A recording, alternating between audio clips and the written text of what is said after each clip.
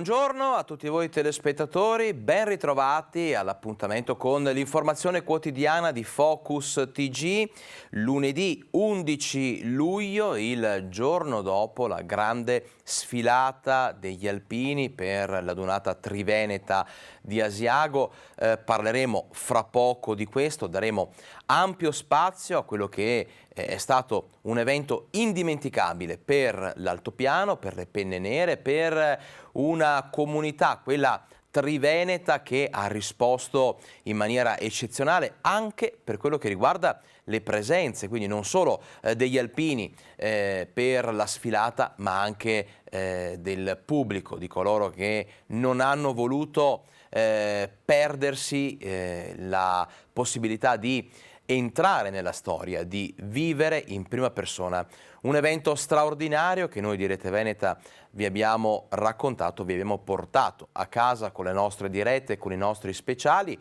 Dicevo, ampio spazio agli alpini, ma non ci dimentichiamo di certo la cronaca, tante notizie anche oggi, e poi gli approfondimenti con la sanità. Avremo qui nei nostri studi ospite il dottor Claudio Beltramello, che è il coordinatore del gruppo Sanità e Sociale del PD Veneto, per parlare proprio dello stato di salute della sanità regionale e per delle dichiarazioni importanti anche su quello che riguarda l'ULSS 7 Pedemontana. Ma insomma non andiamo oltre, adesso torniamo all'argomento di apertura, quindi torniamo a parlare di alpini e per farlo ci colleghiamo con Asiago, dove c'è il nostro Ferdinando Garavello. Meglio di lui nessuno, perché lui ha seguito in prima persona questa 3 giorni straordinaria. E allora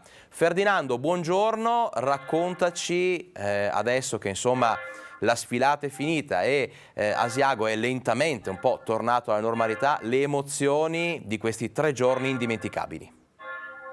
Buongiorno Alex, buongiorno anche ai nostri telespettatori.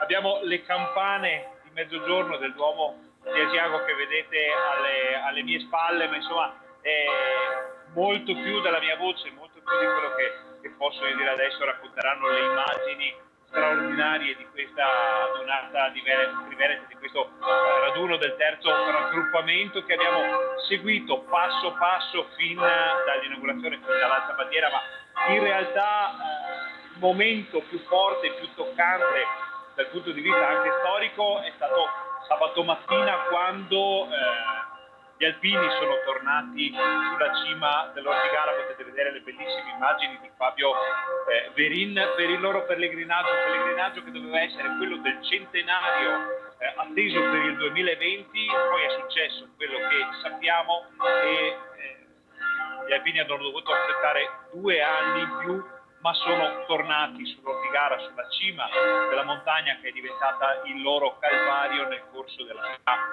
guerra mondiale. Ricordiamo le vicende belliche della zona, con gli assalti, i contrattacchi, tutto quello che è successo, che ha contribuito a creare il mito degli alpini e a creare soprattutto un rapporto ormai indissolubile fra le penne nere e l'altopiano. C'è stato l'alza bandiera sulla cima dell'Ortigara, poi la messa, poi gli onori, abbiamo visto il labaro nazionale con tutte le medaglie degli alpini, una cerimonia veramente toccante, soprattutto dicevamo dal punto di vista emotivo, perché gli alpini aspettavano di poter tornare su quella cima spazzata dal vento. Erano tantissime, erano davvero centinaia le persone. Possiamo vedere qui Enzo Biasia, presidente degli alpini di Asiago. Guardate quanti erano gli alpini, quante erano anche le persone, gli amici, i simpatizzanti, gli amanti della montagna che sono saliti in Ortigara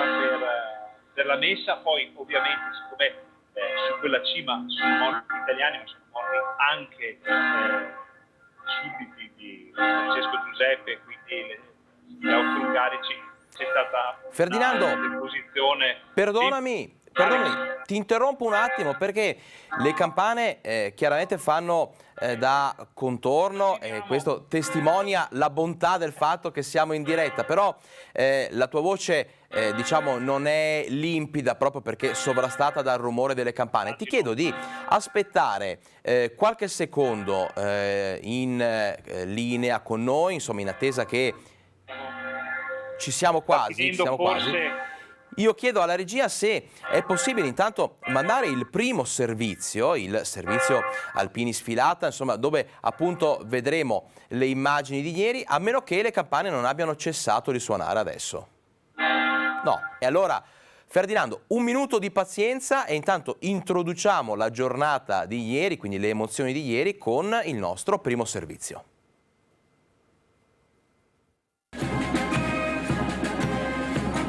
Sfilano gli alpini nei luoghi a loro più cari. Sfila la storia e poi d'un tratto tutto si ferma, tutti si fermano. Sono gli alpini della sezione Monte Ortigara, gli asiaghesi, che all'improvviso interrompono il loro sfilamento ai piedi del sacrario dell'Aiten per rendere onore ai caduti.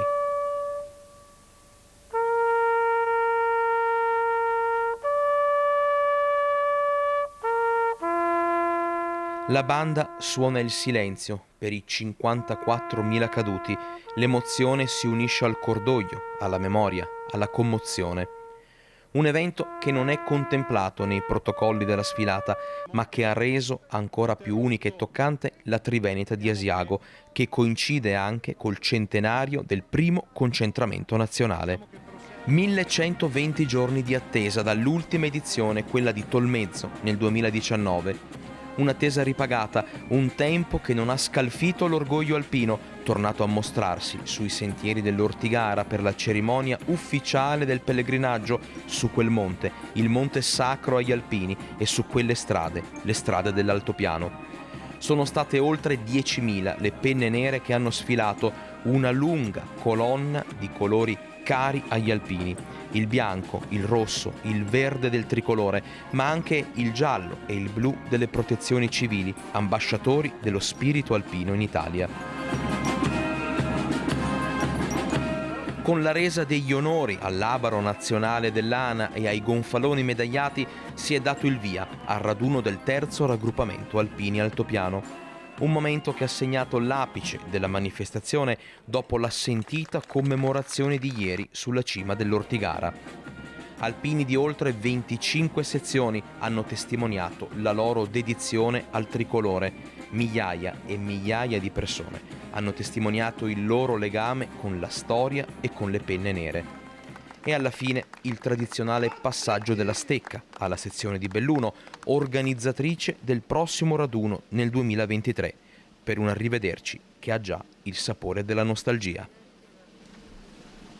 E allora vediamo in una nuova location, si è spostato leggermente Ferdinando Garavello. Ferdinando, riavvolgiamo un attimo il nastro perché le ultime parole, insomma, le abbiamo perse, quelle del tuo racconto, parole preziose, insomma, testimonianze preziose perché tu eri lì, hai seguito da vicino questa 3 giorni, adesso linea di nuovo a te per continuare il tuo racconto.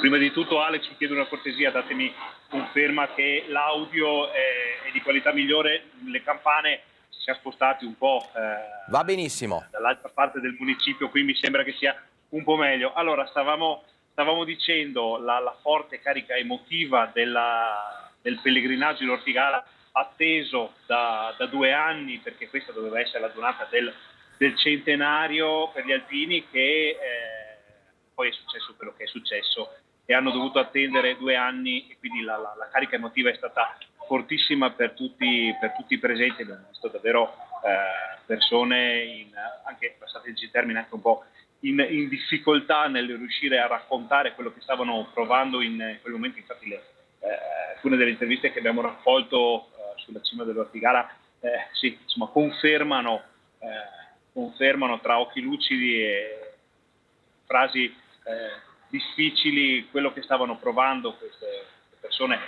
Per loro, per gli alpini, tornare lassù è stato veramente importantissimo, quasi un modo di ricominciare. Anche l'alzabandiera in Ortigara è un modo per dire: siamo tornati, siamo qui dopo tutti questi anni, dopo tutto quello che è successo. Noi siamo di nuovo qui dopo le battaglie sull'Ortigara, dopo la guerra, al Covid, noi siamo ancora qui. Questo dicevamo era il presidente Enzo Biasia. Queste le immagini della messa, poi la deposizione di una corona di fiori alla colonna Mozza e veramente tantissima gente che è salita, proprio un'esperienza molto bella, aiutata tra l'altro da una giornata decisamente fortunata per chi è salito in cima all'Ortigara. Insomma, un po' di colore sui volti di quelli che sono scesi lo può confermare. Alex, io ti chiedo una cosa però, visto che sappiamo di avere un break pubblicitario di solito alle 12:10, se Esatto. ritenete possiamo fare la pubblicità e torniamo a raccontare la seconda parte, quindi con la Dunata e quel fuori programma davvero clamoroso dopo il break.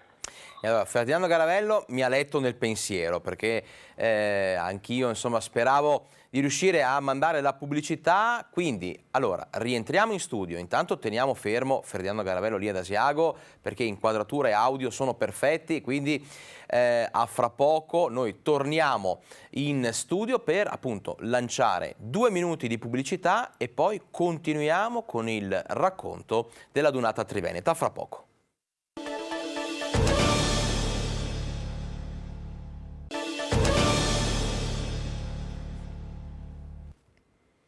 Rieccoci in diretta, ben ritrovati a Focus TG. Abbiamo interrotto a metà il racconto di questa straordinaria adunata triveneta, un racconto che ci stava facendo Ferdinando Garavello in diretta ad Asiago, a cui cediamo di nuovo subito la linea. Buongiorno Alex, buongiorno di nuovo anche ai nostri telespettatori. Allora, abbiamo chiuso il racconto della prima parte di questa adunata triveneta, ovvero la salita in Ortigara. Poi sabato sera abbiamo seguito in diretta la grande festa nel centro di Asiago, come sempre divertentissima, coloratissima, rumorosa, musicale. Chi ci ha seguito lo ha visto. E poi domenica mattina, ieri mattina, altra levataccia per tutti per essere pronti all'ammassamento davanti allo stadio del Ghiaccio. Anche lì siamo riusciti a intervistare tantissime persone, alpini con le loro campagnole, sindaci, tantissimi partecipanti a questo evento. Finalmente è partita la sfilata con tutti i gruppi del Triveneto. Davvero molto bella, molto coinvolgente come sempre, però c'è stato un fuoriprogramma clamoroso perché la sezione di Asiago, una volta che è arrivata ai piedi del sacrario dell'Aiten, si è fermata. Allora ricordiamo per quanti non conoscono magari le modalità di sfilamento, di solito la sezione ospitante chiude la sfilata e quindi Asiago era per ultima e gli alpini di Asiago si sono fermati ai piedi del sacrario dell'Aiten. Vediamo queste immagini che abbiamo mandato in diretta ieri, perché noi eravamo lì, eravamo presenti in quella curva a gomito in cui si sono fermati, non si capiva perché, poi improvvisamente si è fermata la musica. Lo speaker ufficiale, che non sapeva cosa stava succedendo, ha continuato a raccontare gli eventi, chi passava, chi sfilava sotto il palco delle autorità, mentre gli alpini di Asiago erano fermi. Il silenzio suonato ai piedi del sacrario dell'Aiten, dove ricordiamo riposano oltre 50.000 caduti della prima guerra mondiale, italiani e austro-ungarici. Gran parte di loro non hanno ancora un nome a più di 100 anni da quella immane tragedia. Gli alpini di Asiago hanno voluto tributare a tutti questi caduti un saluto, un calorosissimo saluto, travolti dall'entusiasmo. Vedete tutta la gente che applaudiva, e questo è stato un fuoriprogramma che anche il nostro commentatore ufficiale diceva che potrebbe portare addirittura, forse ci sarà una tirata d'orecchi per gli alpini di Asiago, perché non fa parte del cerimoniale. Insomma, la sfilata è un cerimoniale comunque piuttosto rigido, precostituito, le cose devono andare in un certo modo.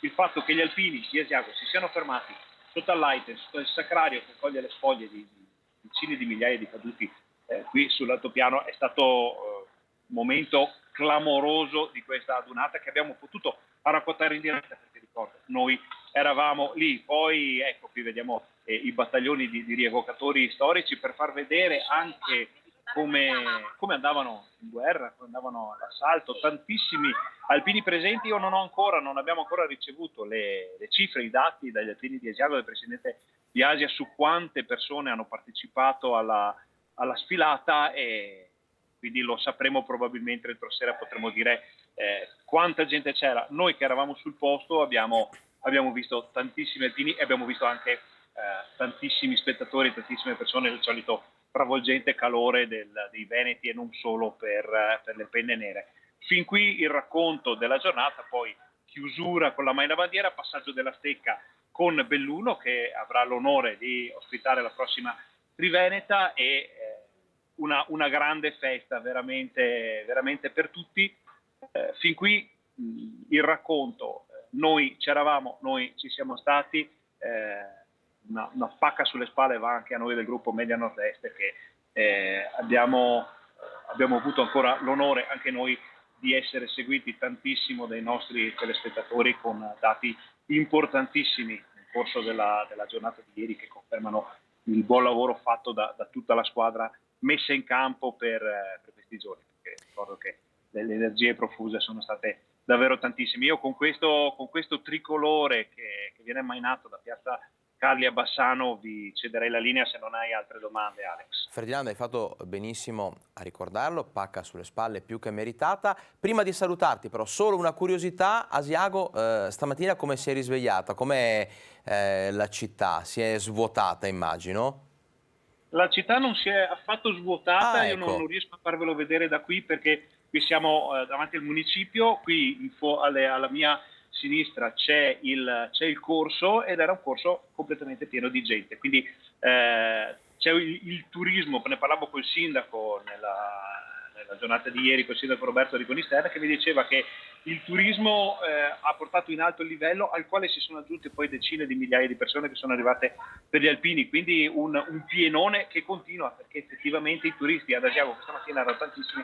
Difficile nei limiti, diciamo, del possibile, trovare magari un posto a parcheggiare come non avevamo visto qualche giorno fa. Quindi Asiago ancora imbandierata, ancora molto bella, come par di sentire ancora 33 qui sì. nel centro, che risuona la famosa canzone. Ieri l'abbiamo sentita tantissime volte, l'hanno sentita anche i nostri telespettatori, però Asiago continua ad avere un certo appeal. Asiago è tutto l'altopiano, perché ricordiamo che l'altopiano in questo momento inizia a essere veramente preso d'assalto dai turisti, e per un territorio che ha patito molto nel corso degli anni scorsi con tutto quello che è successo. Insomma, è un bel modo di ricominciare, che si lega col ricominciamo anche degli alpini. Assolutamente, grazie Ferdinando Garavello, buon lavoro, buona giornata. Noi rientriamo in studio, ma non smettiamo di parlare degli alpini, e insomma, dopo aver ascoltato la voce del nostro Ferdinando Garavello direttamente da Asiago, adesso nel prossimo servizio le altre voci di questa adunata raccolte per noi nel servizio di Lina Paronetto. Sentiamo che cosa ci fa sentire. Cominciamo con Merlo che fa l'alba.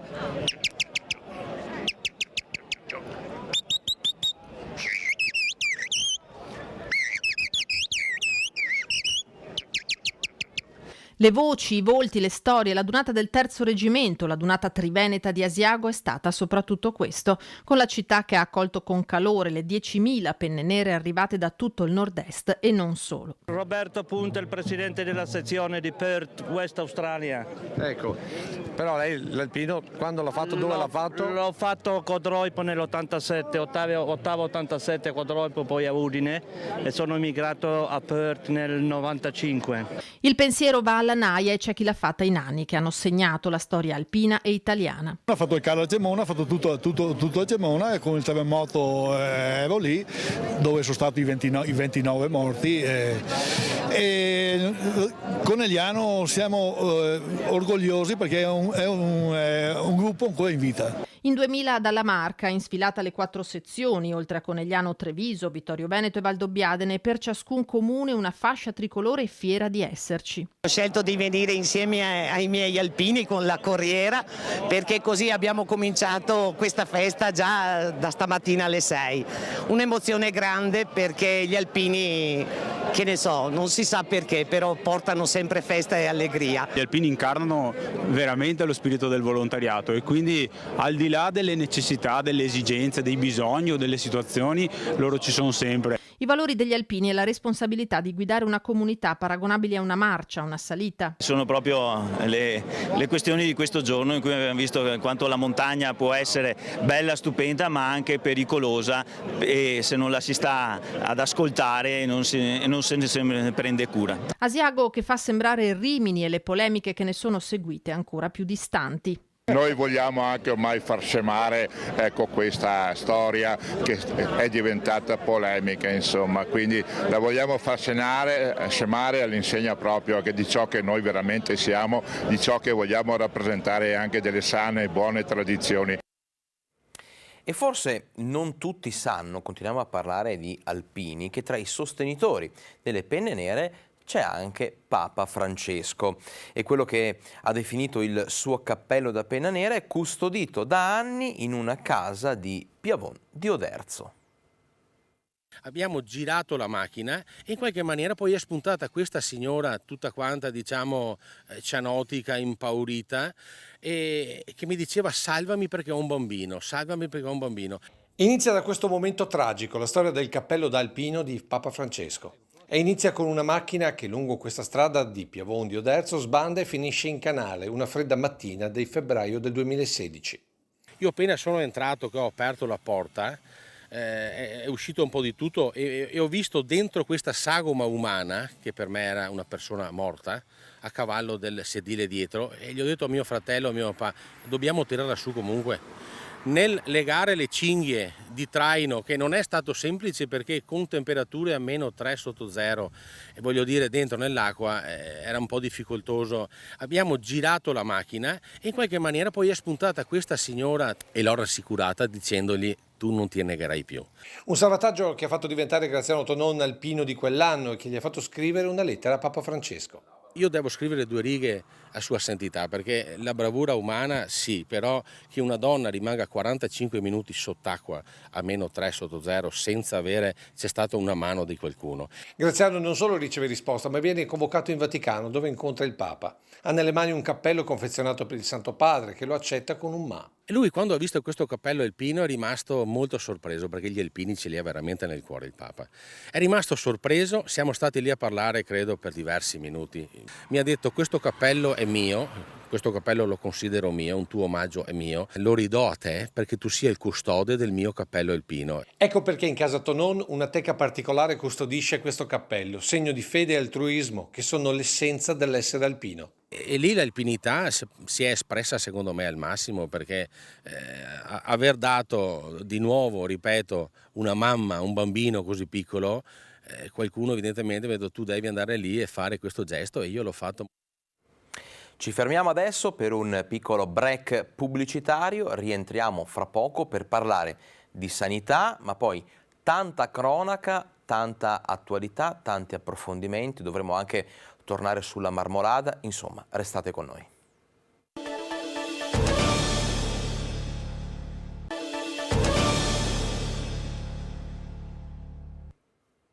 Ben ritrovati a Focus TG, siamo in diretta, vi ricordo come d'abitudine, lo saremo fino alle 13:30 per portare a casa vostra l'informazione del Veneto dal Veneto, come è successo poco fa con il collegamento con Ferdinando Garavello da Asiago per fare il punto, per chiudere il cerchio attorno a questa straordinaria adunata triveneta che noi continueremo a raccontarvi anche nelle edizioni serali dedicate all'informazione su Rete Veneta. Adesso siamo però pronti a voltare pagina e parliamo di sanità. Per farlo ci ha raggiunto in studio un graditissimo ospite, il dottor Claudio Beltramello, che è il coordinatore del gruppo Sanità e Sociale del Partito Democratico del Veneto. Buongiorno dottore.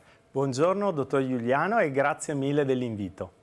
Allora, dottor Beltramello, tanti i temi insomma, su cui discutere, perché la sanità veneta e in particolar modo quello che sta succedendo nell'ULSS 7 sono temi caldi, A proposito di questo, una domanda così generica: misurando la temperatura della sanità veneta, che cosa verrebbe fuori? Qual è lo stato di salute attuale della nostra sanità?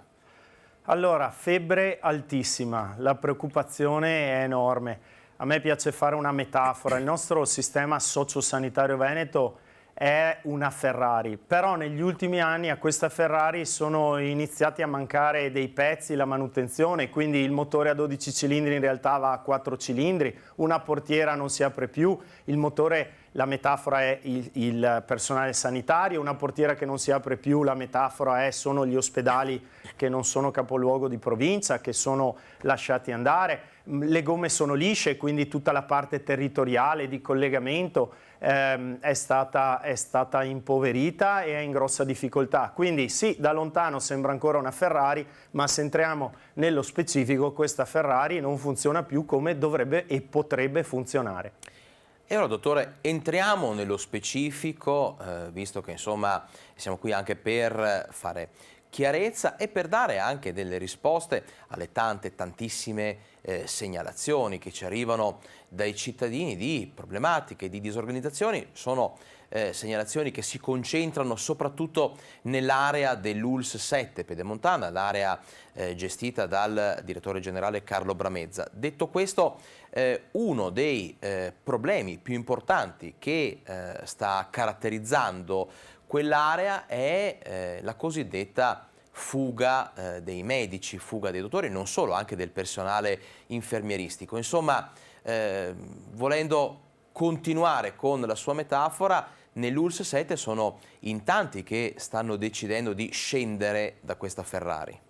Sì, il personale sanitario, medici, infermieri e il resto dei professionisti sanitari sono il motore di questa Ferrari, perché una sanità senza professionisti bravi non può funzionare, non c'è tecnologia che tenga, che possa sostituire gli esseri umani. Questa è la tragedia, è il problema più importante della sanità veneta in questo momento, è l'emergenza. C'è troppa fuga di professionisti. Negli ultimi 3 anni abbiamo perso più di 3.400 medici e circa 6.000 infermieri, di cui solo il 30% è andato in pensione. E peraltro anche tra i pensionati, una cosa è andare in pensione al primo momento utile, un'altra cosa all'ultimo momento utile. Per un medico significa dai 62 anni ai 68 anni, ma lasciando perdere i pensionati, il 70% si è licenziato perché non ne può più di lavorare nel pubblico. E non è vero che vanno nel privato perché si guadagna di più, per 2 motivi molto semplici. Uno, gli infermieri nel privato guadagnano in modo identico al pubblico e, ripeto, il 70% si è licenziato e non è andato in pensione di questi 6.000 infermieri. Tra i medici, non è che improvvisamente noi medici siamo diventati avari dopo il Covid, perché la sanità privata c'era anche prima, c'era anche 5 anni fa. Il problema è che se manca la meritocrazia, se manca la valorizzazione, se manca la possibilità di esprimere le tue capacità, il tuo pensiero, di sentirti parte di un progetto positivo per le persone, per il tuo reparto, il tuo servizio, è chiaro che non ne puoi più e fuggi. Poi si innescano meccanismi viziosi in cui si resta sempre meno, i carichi di lavoro di chi resta diventano insostenibili e le persone non ne possono più. Ma questa cosa va invertita modificando la gestione del personale. Non può essere una sanità dove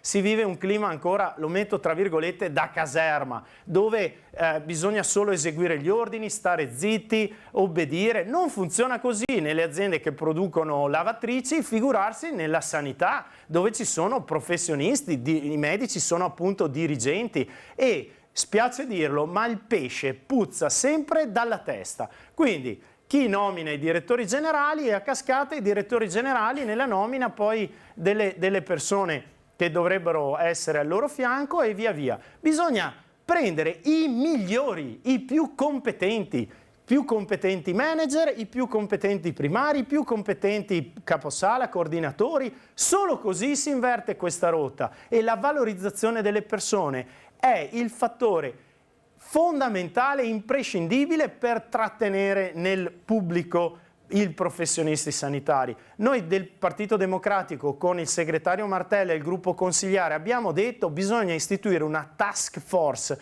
dedicata a risolvere i problemi della fuga dei professionisti dalla sanità pubblica del Veneto, altrimenti il sistema implode. Senza professionisti sanitari non andiamo da nessuna parte, ma le loro urla, più di dire stiamo scappando, chi è dentro non ne può più, se vengono inascoltate e si continua invece a far finta di niente o peggio a negare i problemi come ha fatto l'assessore Lanzarin recentemente quando sono usciti i dati della regione stessa sulle fughe di medici e infermieri, non si possono risolvere i problemi con la negazione degli stessi. Ecco, a questo proposito, dottor Bertramello, lei ha fatto accenno al fatto che non si può negare insomma un problema, ma le lamentele di tantissimi, e parliamo di migliaia e migliaia di famiglie dell'area bassanese, dell'area della Pedemontana, ci fanno notare con i loro messaggi, con diciamo le loro telefonate e quant'altro, che è difficile anche accettare il silenzio da parte del direttore generale Carlo Bramezza, piuttosto che insomma dei vertici regionali, alle domande che fanno i cittadini. Noi di Rete Veneta per 130 giorni insomma abbiamo proposto delle domande dirette al direttore generale Bramezza, piuttosto che insomma alle istituzioni e alla politica. Eppure i cittadini continuano a rimanere sbigottiti. Noi lo leggiamo nei commenti, nelle mail, nei messaggi. Perché nessuno risponde? Sul perché non rispondano non lo so, sul fatto che bisognerebbe rispondere non c'è dubbio, perché i cittadini vogliono trasparenza, vogliono acqua limpida. Dicono, ma possibile, noi viviamo quotidianamente problemi di liste d'attesa, di anziani fragili che non possono essere ricoverati vicino a casa, oppure se ci allarghiamo nel sociale, nelle nostre case di riposo, problemi di tutti i tipi quando ci avviciniamo alla sanità. Vogliamo che chi governa la sanità, sono 11 direttori generali in Veneto, vogliamo i migliori, vogliamo che non ci siano zone d'ombra, che non ci siano procedimenti paralleli di storie personali, professionali. No, noi vogliamo i migliori. Quindi i cittadini giustamente dicono, ma possibile? Ci sono complessità enormi da gestire, milioni e milioni di euro, 500 milioni di euro, 1 miliardo di euro, queste sono le cifre che gestiscono i direttori generali in Veneto. Noi vogliamo avere 11 cavalli di razza, i migliori, e non vogliamo persone che non garantiscono questo ai cittadini, ma prima che i cittadini, ai professionisti sanitari che lavorano dentro le USL. E quindi qui a Bassano state vivendo qualche cosa che è un po' surreale, perché l'opportunità vorrebbe di dire ok, quando non si è nel posto giusto al momento giusto, fa parte dell'eleganza e dell'opportunità capirlo e agire di conseguenza. Dottore, anche il problema degli spostamenti, questo è uno dei fattori di maggior disagio che avvertono proprio i cittadini, soprattutto le fasce più fragili. Nell'ULSS 7 si verifica spesso purtroppo che pazienti di Bassano vengano dirottati a Sant'Orso o ad Asiago per delle visite che in passato venivano ad esempio fatte regolarmente a Bassano, ma sostanzialmente si tratta di visite, nella maggior parte dei casi, non specialistiche, quindi che si potrebbero fare nell'ospedale cittadino. Anche i medici vengono spostati. Ecco, questa organizzazione, o come la definiscono in molti, disorganizzazione, lei come la giudica? La giudico per quello che è, qualcosa che subiscono i cittadini e potrebbero e dovrebbero non subire.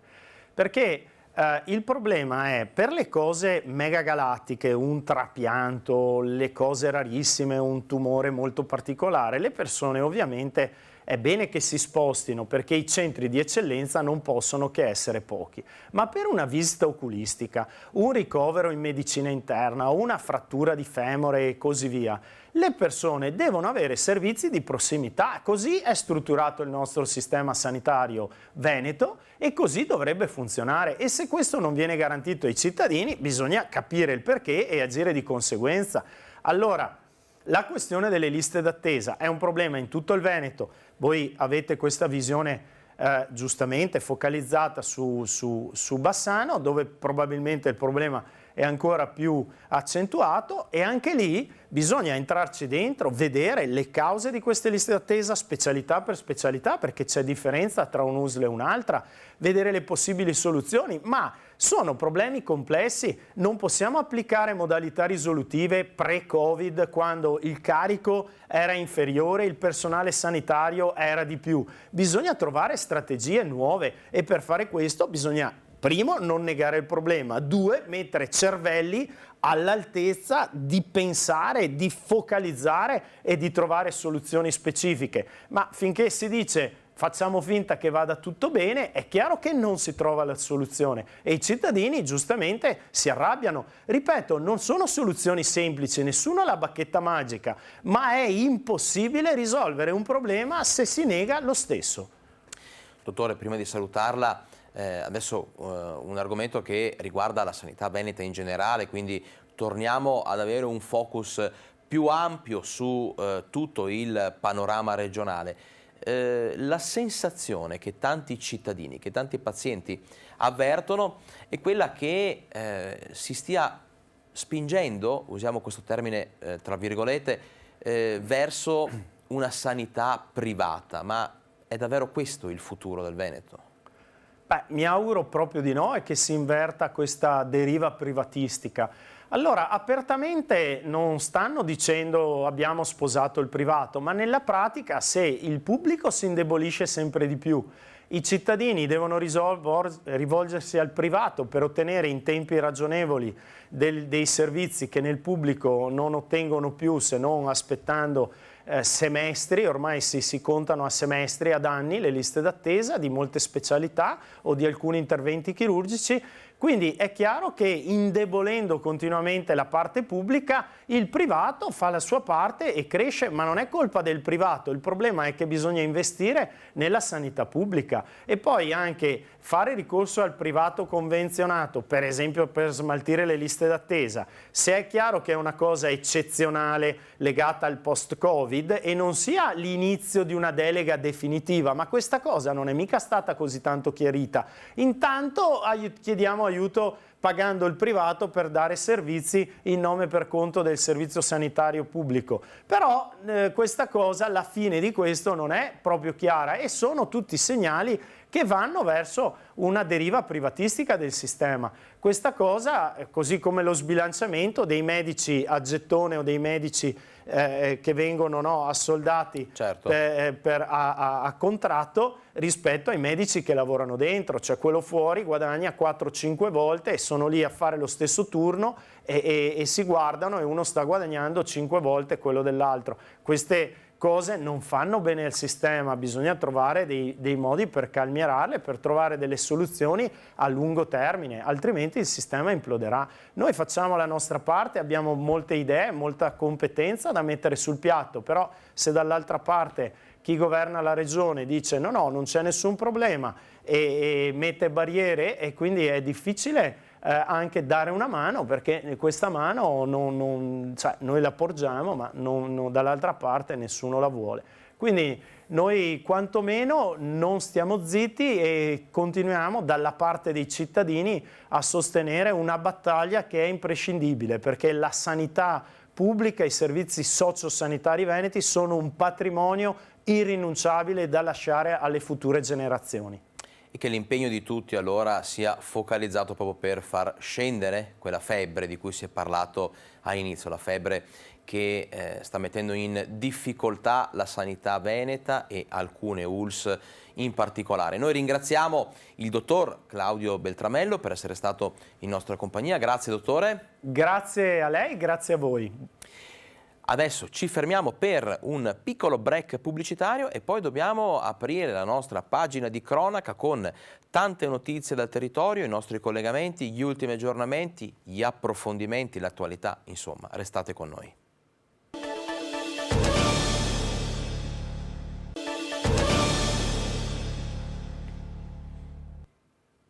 Sono da poco passate le 12:45, ben ritrovati a Focus TG, come sapete siamo in diretta, lo saremo fino alle 13:30 per parlare di tante notizie, tanta cronaca. Allora noi adesso ci spostiamo a tornare sul luogo della tragedia in Marmolada. È passata una settimana dal crollo del seraco di ghiaccio e a distanza di 7 giorni questi sono tutti gli ultimi aggiornamenti. Vediamo.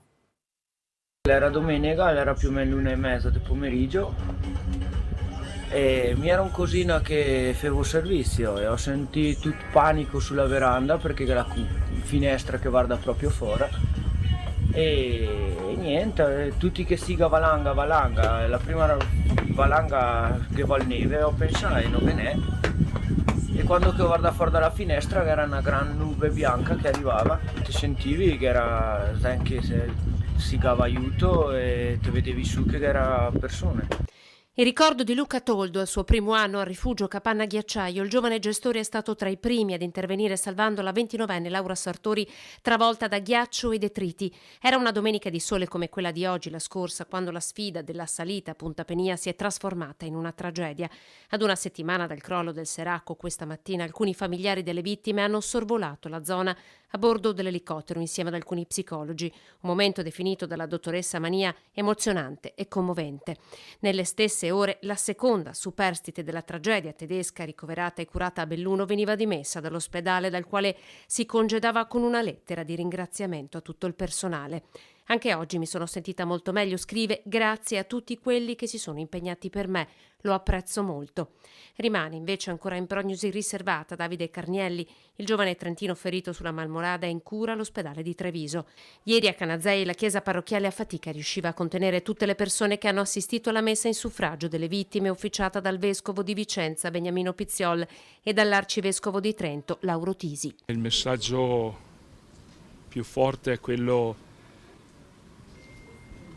che mi fa dire che nel dolore di questi familiari che hanno visto in un attimo perdere la vita dei loro cari è nascosta la chiave di volta della vita, l'amore. La dignità dei familiari e il grande sforzo dei soccorritori paragonati da Tisi al buon sammaritano. Insieme la montagna rimasta sola ci provoca a ripensare completamente il nostro rapporto col creato e a tornare a chiamarlo fratello e sorella e a non contrapporci ad esso.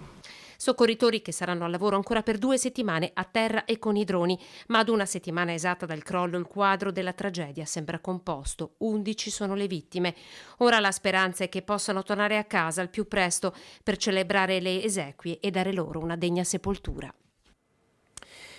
Se vai in giro vestita in questo modo, te la cerchi. Sono state queste le parole infelici di un'amica che hanno spinto una giovane ventenne padovana a un gesto forte, a un gesto esplicito. Ci racconta tutto la nostra collega Valentina Visentin, che è proprio in compagnia di Martina Evatore, la ragazza protagonista di questo fatto. Valentina, a te la linea. Sì, buongiorno Alex, infatti un'amica di Martina che è qui con me qualche giorno fa per quasi proteggerla anche in buona fede le ha detto guarda se vai vestita così magari ti può capitare qualcosa di brutto e così Martina l'altra sera ha deciso di sfilare ad un evento di Jesolo con gli abiti che 3 anni fa aveva e indossava quando è stata avvicinata da un uomo che ha tentato di molestarla. Adesso Martina ci dirà come era vestita e ci spiegherà il senso del messaggio che ha voluto dare ieri sera a tutte le sue coetanee, ma anche insomma a tutte le donne. Come eri vestita Martina quella sera di 3 anni fa?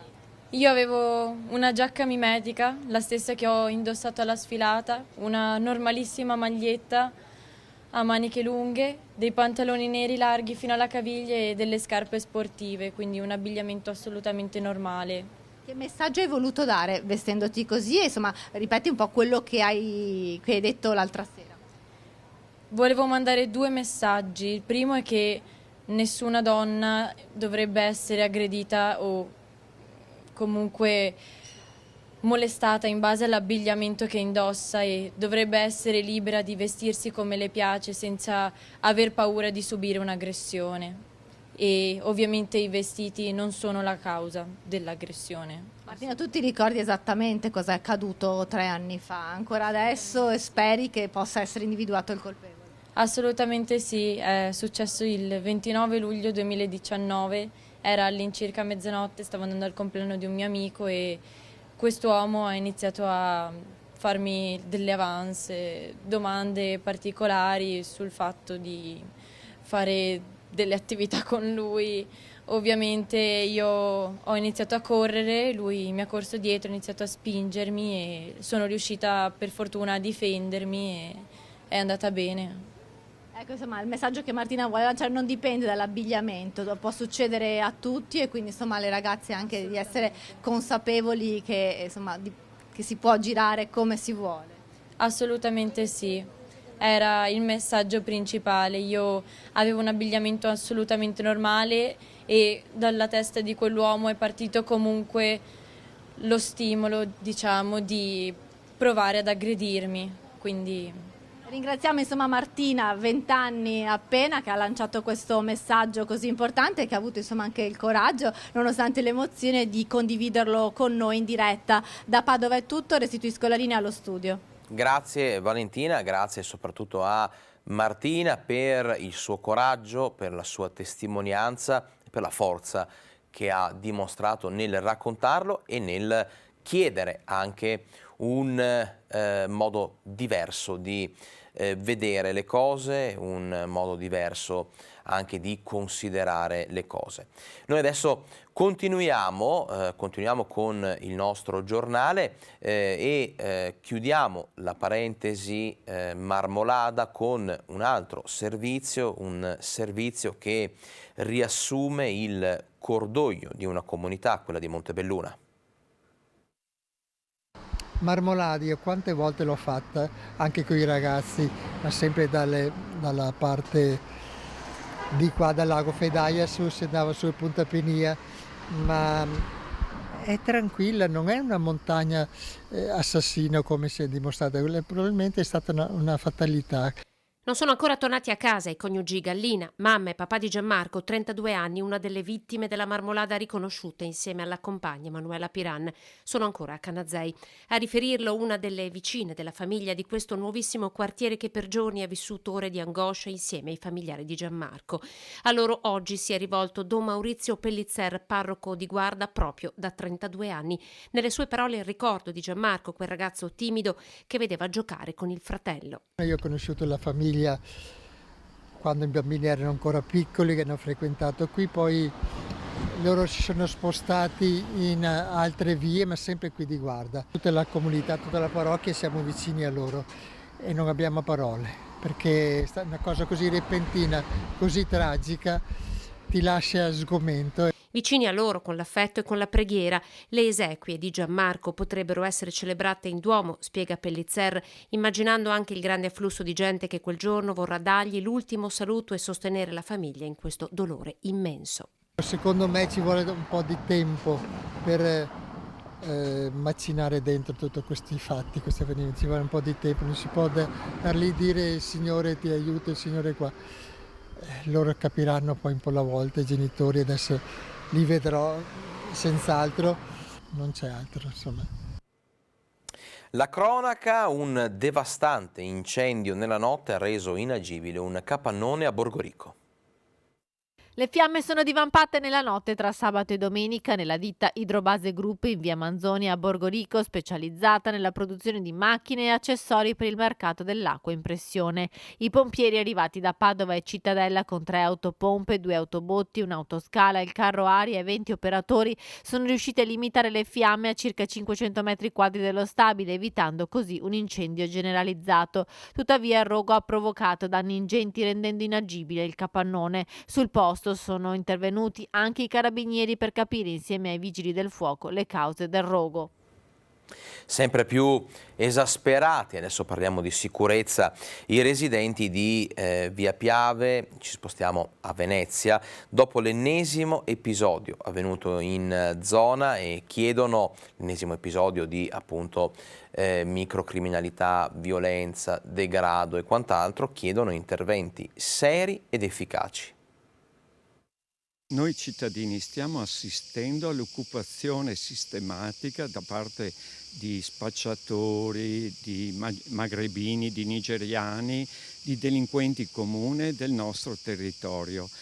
Alcuni punti molto conosciuti, sottopassaggio della stazione, angolo via Ariosto, via Piave, angolo via Dante, via Montello, angolo via Sernaglia, via Piave, sono ormai luoghi frequentati da spacciatori con una turnazione degli spacciatori giorno e notte. Dopo l'ennesimo episodio in via Piave, il pestaggio avvenuto 2 giorni fa, i residenti sono sempre più esasperati e impauriti. Non bastasse, racconta Peris, ci si mettono anche gruppi di giovani che escono dal locale poco distante e che stazionano nelle varie vie, urlando in piena notte, lasciando bottiglie di birra vuote, spesso prendendosi a calci e pugni. Purtroppo, dopo il blitz San Michele, che aveva, diciamo così, dato una ripulita a una gran parte del quartiere, siamo ritornati alla situazione precedente, ma soprattutto assistiamo all'assenza, all'impotenza delle forze dell'ordine, soprattutto della polizia urbana, che rimane a guardare, presidia in certi orari, non sempre, nemmeno nei weekend, sta ad assistere. Noi sollecitiamo le forze dell'ordine, ma le forze dell'ordine ci dicono che non possono fare niente. Alcune settimane fa lo stesso sindaco Brugnaro ha ammesso la difficoltà di fronteggiare il problema divenuto così radicato. Prima delle elezioni c'era stato promesso maggiore sicurezza. Se da una parte è necessaria un'azione di repressione e di presidio del territorio, dall'altra parte è necessario anche creare una rete di collaborazione sia con il CERT per tutte le tossicodipendenze che sono sempre più giovani, con qualcuno che sia presente sul territorio come gli operatori di strada. Gli uomini cercano di trovare i soldi rubando nei supermercati, mentre le donne, per loro è più facile, si prostituiscono, e assistiamo lungo la strada a un aumento della prostituzione, soprattutto di ragazze molto giovani. E restiamo in tema perché diversi episodi di violenza e di ubriachezza molesta si sono verificati negli ultimi giorni tra Castelfranco e Loria. Urla e offese in pronto soccorso contro i medici e il personale delle forze dell'ordine. Ennesima nottata difficile, questa volta all'ospedale di Castelfranco Veneto, dove i sanitari sono stati costretti anche a chiedere rinforzi per gestire una situazione che altrimenti avrebbe potuto sfuggire di mano. Il primo episodio scatenato dall'arrivo in pronto soccorso di un giovane marocchino che sosteneva di essere stato picchiato dal buttafuori di una discoteca di Castelfranco Veneto perché molesto. L'arrivo dei suoi amici ha scatenato l'inferno. Lui è stato medicato, poi sono arrivati i suoi amici che hanno alzato un po' il tono della voce in pronto soccorso, i nostri gli hanno detto di stare tranquilli e la cosa è finita lì. Ecco, quelle turbolenze che le persone hanno sentito era perché erano arrivato un gruppo di ragazzi che evidentemente erano all'interno della discoteca con lui, che hanno voluto venire per capire lo stato del soggetto che ovviamente lamentava queste ferite di essere stato picchiato. Il secondo episodio con l'arrivo di un altro giovane, questa volta completamente ubriaco insieme ad un connazionale. Entrambi insieme a degli amici avevano passato la serata in un locale a Loria. Uno dei due giovani rischia la denuncia per resistenza pubblica ufficiale. Alle 5 del mattino, nonostante le sue condizioni, è andato in escandescenza perché voleva essere dimesso immediatamente. Tutti episodi che hanno rallentato il lavoro dei sanitari, episodi di violenza, anche verbale, non nuovi negli ospedali la notte, tanto da convincere il direttore generale Francesco Benazzi a predisporre turni notturni sempre con personale per la maggior parte maschile. Notte cerchiamo di mettere anche un infermiere uomo in modo tale da garantire che anche se i ragazzi si calmino un attimo, che se trovano solo infermieri donne qualche volta pensano di poter fare quello che vogliono, insomma. L'ULSS 2 avrebbe bisogno, spiega Benazzi, di almeno 25 tra psicologi e psichiatri. Purtroppo siamo abituati a questo, evidentemente soprattutto d'estate, quando i ragazzi sfogano un po', come dire, il loro senso di libertà in modo, direi, esagerato. Questo comporta poi disagi per tutti gli altri. Adesso è finito il concorso degli psicologi, noi speriamo che Azienda Zero ci metta subito a disposizione la graduatoria, ne abbiamo estremamente bisogno, li mettiamo anche qualche volta in sostituzione di psichiatri che non riusciamo a trovare, quindi nel SERD, nella psichiatria, cioè nelle aree più a rischio. Ci fermiamo adesso per una pausa pubblicitaria, rientriamo tra poco.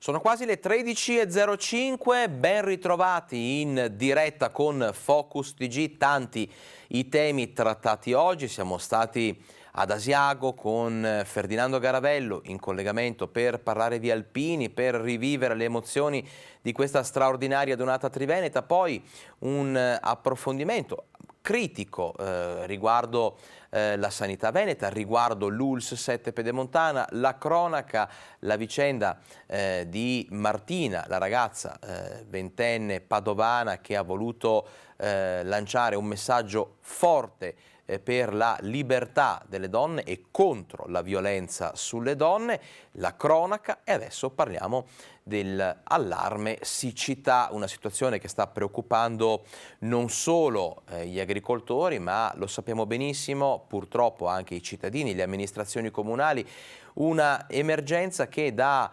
emergenza agricola è diventata anche un'emergenza ambientale. Ebbene, in quest'ultimo mese e mezzo di lavoro nei principali, lungo i principali fiumi del Veneto sono stati raccolti campioni d'acqua e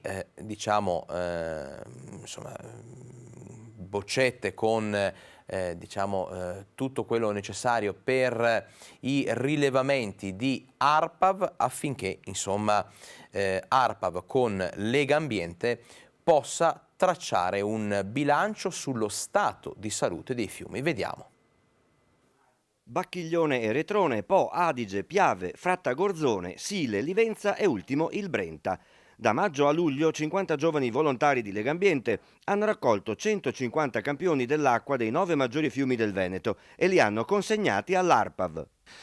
Ci dà la fotografia di quest'anno un quadro per quanto riguarda i fiumi del Veneto con il 20% dei campioni prelevati superiore al limite di qualità delle acque stabilito dalla legge, che significa le 1000 unità di batteri fecali presenti in 100 ml d'acqua, che è quel limite per cui poi le acque devono iniziare a essere utilizzate con attenzione rispetto all'utilizzo agricolo e oltre che a quello potabile, chiaramente. Da quali altri inquinanti sono minacciate? Sono minacciate da inquinanti chimici più invisibili, che sono gli inquinanti emergenti che noi abbiamo monitorato, ad esempio glifosate e ftalati, ma da altre forme di inquinanti che oggi molti veneti conoscono, la famiglia dei PFAS. Difficile perciò dare un voto alla qualità delle acque dei fiumi veneti, precisa Lazzaro. Troppe le variabili che influiscono lungo i nostri corsi d'acqua. I fiumi sono esposti non solo a un inquinamento diretto di chi scarica direttamente in quel corso d'acqua, ma anche a una mala gestione di tanti comparti, da quello agricolo a quello industriale, a quello urbano, perché purtroppo anche la depurazione urbana è un elemento centrale che dobbiamo guardare con molta più attenzione. Un dato sul quale riflettere è che la scarsa quantità d'acqua presente quest'estate lungo i fiumi almeno è poco inquinata. Questo ci fa in qualche modo tirare un sospiro di sollievo, perché con poca acqua che fosse anche inquinata sarebbe stato veramente un dramma dal punto di vista dell'economia, perché parliamo di impossibilità poi di irrigare i campi o di prelevare quest'acqua e riutilizzarla. E nel prossimo servizio, sempre di Guido Barbato, entriamo nello specifico e cerchiamo di capire come sta il fiume Brenta. A parte la scarsa quantità, la qualità dell'acqua del Brenta non preoccupa, lo dice Legambiente del Veneto, i cui volontari hanno raccolto campioni di acqua del fiume che sono stati poi analizzati dall'ARPAV. Da un certo punto di vista un segno rincuorante, dall'altra parte però la siccità che vediamo anche alle nostre spalle ci dà un messaggio chiaro che gli inquinanti non arrivano al fiume perché non abbiamo l'acqua. Quali inquinanti vengono valutati maggiormente? In particolare il dato che noi diamo oggi, che abbiamo monitorato in tutta la campagna, è quello degli Escherichia coli, batteri fecali sostanzialmente, che sono una tipologia di inquinante che ci dà il chiaro segnale di una mancata o scarsa depurazione o dell'apporto troppo importante di affluenti che vengono dal mondo dell'agricoltura, perché parliamo di deiezioni animali. Ecco, e poi ovviamente immaginiamo dal mondo dell'industria, dal settore secondario e dall'agricoltura quanto contribuiscono allo stato di salute, più o buona salute del nostro Brenta in questo caso. Ecco, quello è uno stato di salute chimico che ci racconta benissimo ARPAV, che noi abbiamo indagato ricercando glifosate e ftalati, quindi uno riconducibile al mondo dell'agricoltura. Glifosate è un erbicida in particolare, ma anche diciamo nel mondo nell'ambito urbano purtroppo ancora utilizzato. Gli ftalati invece sono un agente plastificante, quindi utilizzato nel mondo dell'industria. Ma già la stessa ARPAV ci racconta di uno stato chimico su cui porre molta attenzione, perché sono molti gli inquinanti emergenti, così definiti, o prioritari, tra cui ricordo i PFAS, la famiglia dei PFAS, noti a tutti ormai in Veneto, i vari PFOS e via discorrendo, che si riscontrano ormai, ARPAV ci racconta, in molti dei nostri corsi d'acqua. Adesso andiamo a Marostica per parlare di sicurezza, o meglio di messa in sicurezza del territorio collinare. A Marostica proseguono serrati i lavori di messa in sicurezza dopo le frane che si sono verificate negli ultimi tempi. Un territorio fragile, sempre più fragile, a rischio, per cui non si può abbassare la guardia. Attualmente tutti e 7 i cantieri sono in buono stato di avanzamento.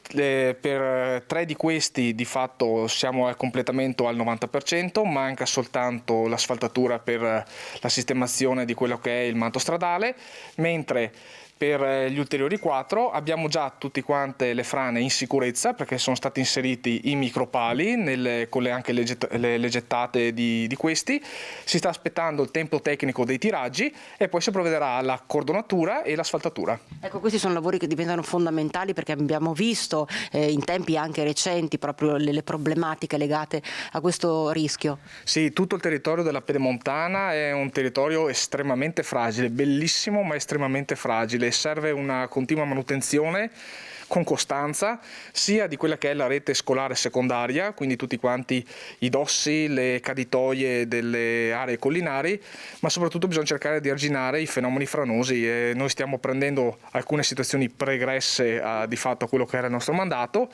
e altre invece, la maggior parte, sono del periodo del 2020. Andiamo a Mestre adesso, una protesta di residenti e cittadini per i nuovi ascensori di via Caravaggio costantemente fuori uso. La gente dice: siamo prigionieri a casa nostra.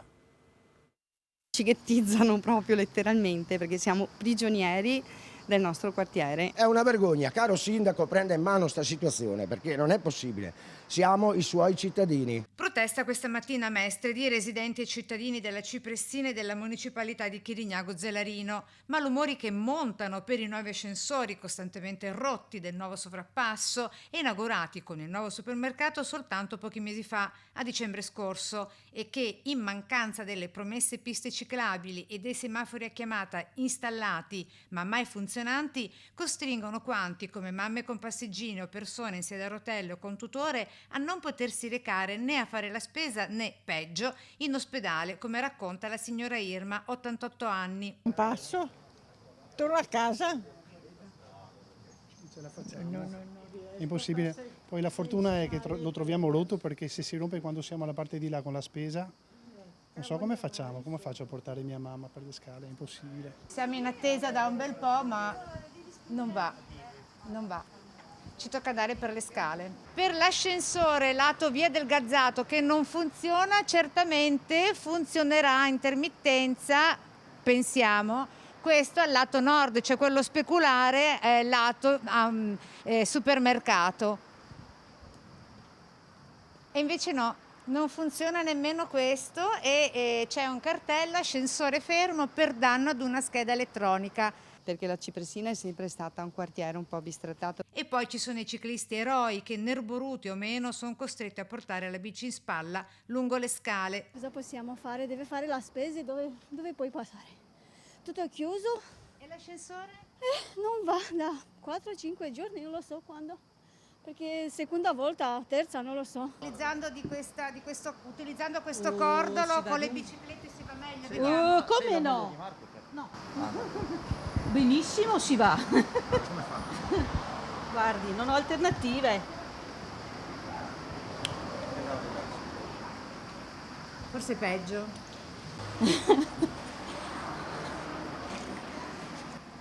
Ecco, ce l'abbiamo fatta. Ce l'ha fatta.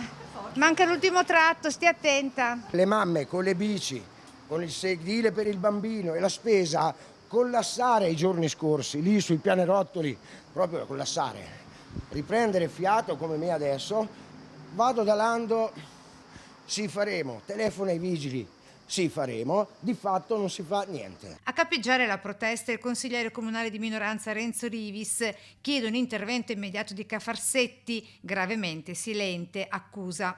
Quindi che fa l'amministrazione? Cosa ci risponde nel concreto l'assessore Boraso? Sempre promesse, dilazionando il tempo, o si vuole prendere degli impegni veri? Questo è il punto. Lavori pubblici nell'Alta Padovana, parliamo nel prossimo servizio di nuove strade e del nuovo ponte sul Brenta. Un giorno davvero felice per la comunità di Curtarolo, di Piazzola e di tutta l'asta di questa strada provinciale. Ecco, provinciale che deve diventare statale in questo tratto. Assolutamente sì, deve diventare statale per tanti motivi, perché interessa un territorio molto vasto. Sono molti i comuni interessati e i lavori che si devono fare di adattamento sono molto importanti. La provincia non si è mai tirata indietro, tutte le amministrazioni provinciali, e si sono via via susseguite, anche quella attuale, chiede a gran voce a Regione ma soprattutto al Governo di adottare tutti quei provvedimenti utili e necessari, in verità ce n'è solo uno, è un DPCM, che cambi la natura di questa strada e diventi finalmente statale e possa diventare una direttrice moderna di servizio ai comuni, ai cittadini e alle tante imprese di quest'area, perché ricordiamoci che qui attorno abbiamo la produzione di PIL la più importante d'Italia, la prima della nostra provincia e una delle primissime in Italia. Dobbiamo dare le infrastrutture. Val Sugana, ma anche strada regionale 308. Lei da sindaco di Cadoneghe sa bene che cosa significa. Noi stiamo attendendo Regione, che ormai è pronta per poterci dare il nuovo progetto della 308. La 308 va allargata, va ammodernata e va adeguata alle sfide del prossimo futuro. Quali sono le sfide del prossimo futuro? Sono quelle di un territorio che sta crescendo, non solo in termini popolativi, ma sta crescendo anche in termini di PIL e di produzione industriale e di lavoro. È un territorio, quello tra Cadoneghe e Padova, che vedrà nei prossimi anni importanti cantieri di ammodernamento e di preparazione per il nuovo ospedale di Padova. E oggi è prevista la vaccinazione straordinaria ad Asiago e a Schio per contrastare l'encefalite da zecche. Allarme zecche anche nelle zone montane e collinari del territorio dell'ULSS 7 Pedemontana. Lunedì prossimo, 11 luglio, seduta vaccinale straordinaria contro la TBE, l'encefalite causata dal pericoloso parassita, malattia infettiva virale dell'uomo che coinvolge il sistema nervoso centrale. Dalle 9 alle 13 ad Asiago per i residenti dell'Unione Montana Spettabile Reggenza 7 Comuni, dalle 8.30 alle 12.30 a Schio per l'area dell'Unione Montana Alto Astico sarà possibile farsi iniettare la dose suddivisa in pediatrica da 1 a 15 anni, per adulti dai 16 anni in poi. Per chi non avesse possibilità di sottoporsi alla vaccinazione lunedì prossimo, potrà prenotarla al proprio centro vaccinale di riferimento. Resta comunque valida la raccomandazione di utilizzare un abbigliamento adeguato quando si va in montagna, coprendo accuratamente soprattutto gambe e braccia, le parti più esposte al possibile morso di zecca. E adesso parliamo di tradizioni e di vita contadina. Per farlo ci spostiamo a Cadoneghe, alla Fiera della Trebbiatura. Per secoli la fine di giugno e la prima settimana di luglio sono stati il periodo di tempo determinante per stabilire se l'anno sarebbe stato da ricordare o da dimenticare. La raccolta del grano era il momento saliente di tutta l'annata agraria. Un rito, quello della trebbiatura delle spighe di grano, che è tornato a vivere con il suo carico di tradizioni a Cadoneghe.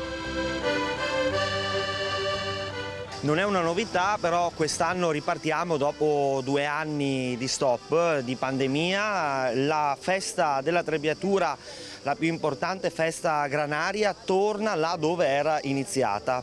Oltre 35 anni fa i contadini del tempo si riunirono qui e fecero la prima festa. Noi abbiamo deciso di ripartire là dove tutto era iniziato. Gli landini in sfilata hanno scandito il tempo con il rumore dei loro motori. La folla di persone che ha riempito tutta l'area espositiva ha potuto fare un tuffo nel passato. E c'erano proprio tutti a Cadoneghe. C'erano i sapori della vita contadina, i mezzi d'epoca e le tecniche con cui tradizionalmente veniva compiuta la trebbiatura. C'erano gli antichi mestieri per apprezzare come si produceva il pane o come si fabbricavano le trecce che legano le fascine di grano. E c'eravamo anche noi, di Rete Veneta, con la troupe di itinerari turistici. So qua do parone, come sia sta storia? Come che sì? Provè, vu a stare sotto 45 anni a Nasitea. Come che mi tocca? Ma è proprio vero. Ma questa l'ha messo fuori il sacco appena arriva. Ha messo fuori tutti i sacchi qua a Cadoneghe che mi so si te. Aveva un uomo meglio del suo 10 volte. Un viaggio nel tempo di una volta che merita di essere raccontato ancora.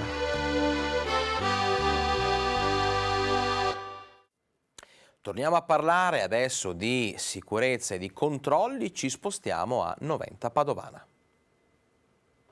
Per usare un termine sportivo la potremmo definire una tripletta. Pioggia di fondi per lo sport padovano. Tutti e tre i progetti sportivi del Comune di Padova infatti sono stati ammessi al finanziamento PNRR, il Piano Nazionale di Ripresa e Resilienza. Una tripletta riuscita a ben pochi comuni in Italia, ha aggiunto con soddisfazione il sindaco della città euganea Sergio Giordani. La Presidenza del Consiglio dei Ministri infatti ha dato il via libera all'elenco delle opere da finanziare. Per Padova, che aveva presentato 3 progetti, arriverà una cifra di 10,5 milioni di euro. 4 milioni di euro saranno destinati per il completamento della curva nord dello stadio euganeo con la realizzazione di un nuovo palazzetto dello sport per la pallamano che ospiterà il primo e unico centro tecnico federale delle nazionali femminili della Under 15. 3 milioni e 900 mila euro andranno invece alla cittadella sportiva del Valsugana con un nuovo campo centrale per il rugby, la riqualificazione degli spogliatoi, la costruzione di un campo da calcio per il Valsugana Calcio e l'efficientamento energetico di tutto il complesso sportivo. Infine 2 milioni e 600 mila euro verranno utilizzati per la rigenerazione della Pala Chioene con la totale riqualificazione energetica del palazzetto, il rifacimento del campo compreso il riscaldamento a pavimento, la riqualificazione degli spogliatoi e la realizzazione ex novo di 2 palestre per gli allenamenti. Chiaramente quello che abbiamo visto era il servizio non sulla sicurezza a Noventa Padovana, ma sul PNRR e i progetti proposti dal Comune di Padova per quello che riguarda lo sport. Adesso però siamo pronti e allora parliamo di sicurezza, di controlli e di prevenzione a Noventa Padovana nel prossimo servizio. Noi preferiamo prevenire, siccome stiamo riscontrando un fortissimo disagio giovanile da parte di ragazzi e di gruppi dove c'è la presenza di ragazzini di seconda generazione, abbiamo deciso di implementare i controlli serali d'accordo col comandante della polizia locale Mario Carrai e quindi di cambiare i turni, di variare i turni e di fare dei controlli. Ne ho parlato anche col prefetto, anche con il cane per la ricerca di sostanze stupefacenti. Al via i controlli notturni da parte della polizia locale di Noventa Padovana. Per evitare il dilagare del fenomeno delle baby gang, l'amministrazione comunale ha scelto di sorvegliare il territorio.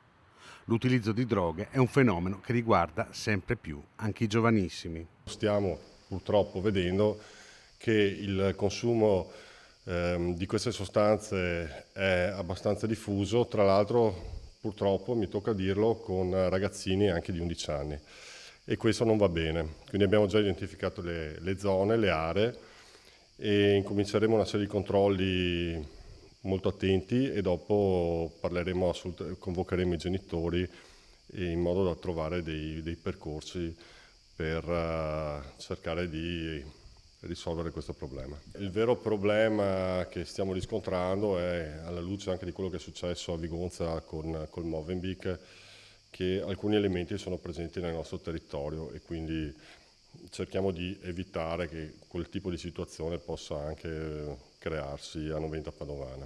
Lo sforzo non deve essere solo repressivo, ai ragazzi bisogna garantire spazi d'aggregazione. Per questo bisogna lavorare con scuole e genitori per creare una rete di sostegno per i giovani.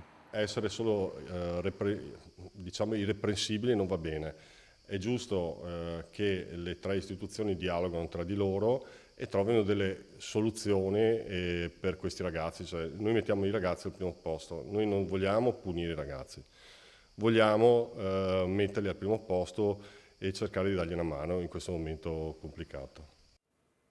E ricorderete, qualche giorno fa abbiamo parlato della petizione per vietare i fuochi d'artificio a Padova, in Prato della Valle, per le celebrazioni del Ferragosto e di Capodanno. Ebbene, questa petizione sta facendo molto discutere e noi siamo andati a raccogliere le voci di chi a Padova ci abita.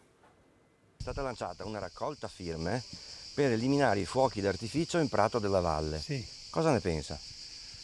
Penso che è difficile dirlo, perché da un lato i fuochi d'artificio tengono in allegria le persone, la gente, eccetera.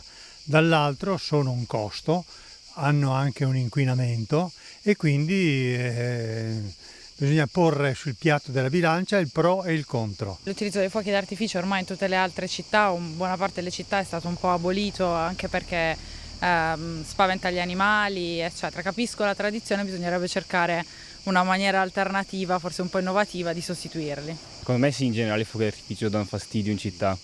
Non ti piacciono? No, non è che non mi piacciono, è che in centro città secondo me sono troppo. Cioè, darebbero troppo fastidio al vicinato, insomma. Senza fuochi d'artificio, farebbe anche bene, perlomeno pensando agli animali che ci sono intorno, può essere anche. Cioè, sicuramente hanno anche un grande impatto ambientale, no?